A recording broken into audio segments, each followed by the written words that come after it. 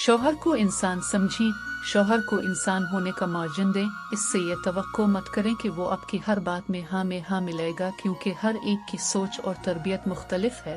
इख्तिलाफ होना बुरा नहीं, मगर अहम यह है कि आप इस इख्तिलाफ को हैंडल कैसे करते हैं।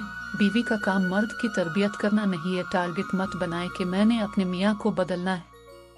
हाँ, अपने हसन अखलाक से गैर महसूस अंदाज में आप इस पर असर अंदाज हो सकती हैं।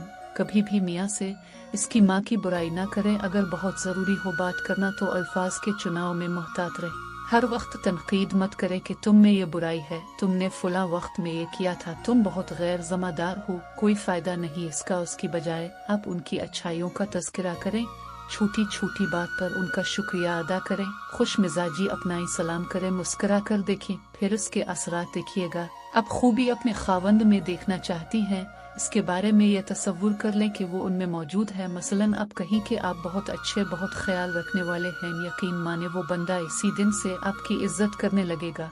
आपके साथ बदसलूकी करते हुए पहले वो सोचेगा कि आप तो इसके बारे में अच्छी राय रखती हैं, लिहाजा वो वैसा बनने की कोशिश करेगा। खुश रहें।